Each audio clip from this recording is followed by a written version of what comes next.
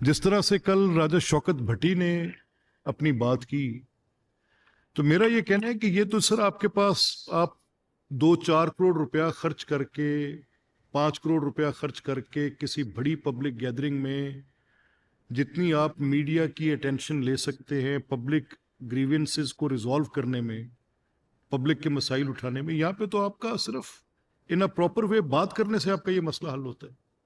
You get the same type of attention from the public that you are doing and putting your effort to resolve their issues just by making good speeches. तो मेरी दरख्वास्त है कि ये आपका platform है, इसमें जितनी इफेक्टिवनेस लाएंगे उतना अच्छा होगा. और जितने वुजरा इसमें जितने यहाँ पे सीनियर्स बैठे हैं, मनशाउल्लाह भट्ट साहब तशरीफ फरमाए, जब मिनिस्टर्स का हाउस बिजनेस होता था तो वो उस दिन में जितने एमपीएस के काम भी होते थे वो पीछे कोने में बैठ जाया करते थे और 50-50 फाइलें करके लोगों के हाथ में देते थे, उनके कॉन्स्टिट्यूएंट्स के प्रॉब्लम्स एड्रेस करते थे. Somehow this part is missing today. ये होना चाहिए. आप इसको इंश्योर करें, एमपीएस के मसाइल हाउस में हल करें, आप लोगों के मसले हल करें. ये अब एक और मसला है जिसपे मुझे आपकी जी राय साहब, प्लीज, आई एम सॉरी, आप बात करें जी, प्लीज प्लीज. थे तमाम दोस्तों ने अपनी राय दी. जो हाउस ने मंजूर की, सेंस हुई, जिस पे बहस हुई है, वो पेंडिंग पड़ी है, वो किधर जाएगी? राय साहब, आपके पास मैंने कहा आपका तवज्जो एहसन रजा खान की तरफ थी, मेरी तरफ नहीं थी. मैंने तो उस मसले का हल ये निकाल के दिया कि अगर आपकी कोई तशनगी रह जाए आप वापस ले जाएं, ये स्पीकर का इख्तियार है, मैं एडजर्नमेंट मोशन का सवाल रख दूंगा. नहीं सर, वो तो जिनके जवाब आए हुए हैं पढ़े आपके पास, वो तो हमें कॉपी मिलेगी. ठीक. जिनके जवाब नहीं आए वो कमेटी को चलेगा. जो मैं क्योंकि मैं I have 36 adjournment motion pending with the assembly secretariat और वुज़रा के जवाब के सिलसिले में सर. वो तो सारे पब्लिक इंटरेस्ट के इश्यूज हैं. उसमें एक ऐसी भी है जो हाउस में सेंस होके आप बहस के लिए मंजूर हुई पड़ी है. मेरी मान लेना, आप जब कमेटी में जाएंगे तो कमेटी की रिपोर्ट ने हाउस में आना है ना. मैं आपकी जो एडजर्नमेंट मोशंस की उनको प्रायोरिटी पे मंगवा लूंगा. अब इसका कोई हल तो निकालना है.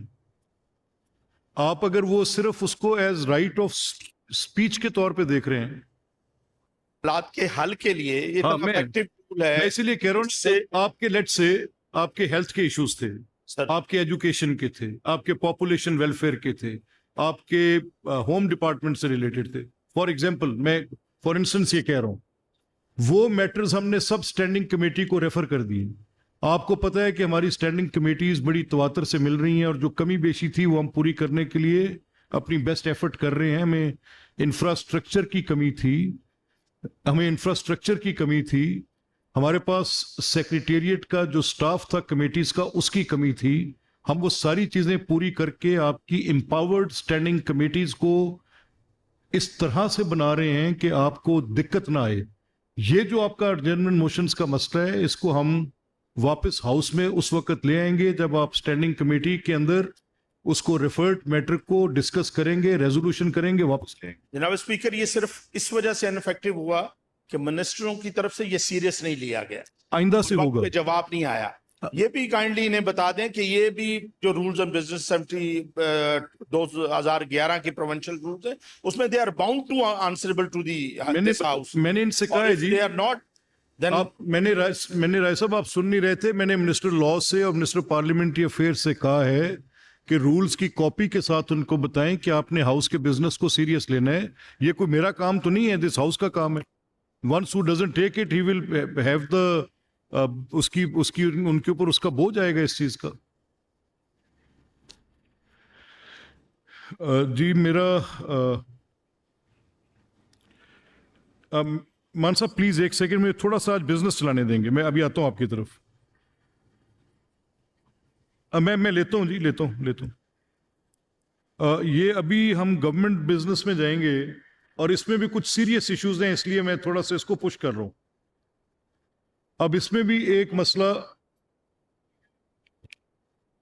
ये हम कॉपी भेज रहे हैं वजीर सेहत को, उनके मुतलका है, और सोमवार के एजेंडे पे रख रहे हैं.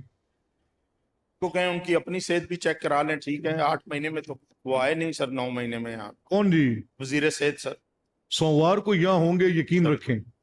ठीक है सर। या होंगे? जी ठीक है। चल रहा है और वो इशू जब तक रिजॉल्व नहीं होता, how can you pass that bill sir? आपको अभी इन्फॉर्म करते हैं सर, अभी इन्फॉर्म करते हैं। तो सर इसको पहले भी जी जी कर्नल साहब।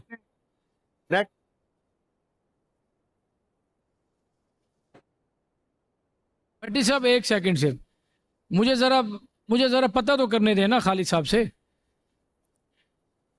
जी जनाब जी भट्टी जनाब डिप्टी स्पीकर, कल मेरे मोअज़्ज़िज़ भाई की तरफ से ये इतराज था कि हमने एक अमेंडमेंट प्रपोज की है स्टैंडिंग कमेटी में। इसकी दो सूरत हाल है सर। जो तो वो मिनट पे उन्होंने की है उसे पेश होना चाहिए था। अगर गवर्नमेंट नहीं चाहती तो आप वोटिंग लेके उसे किल कर दें, बात खत्म। ये जो अमेंडमेंट हुई है, प्रपोज हुई है, कमेटी ने डिसाइड किया, वो तो हाउस में आनी चाहिए थी ना सर। जी खालिद साहब तशरीफ लाएं।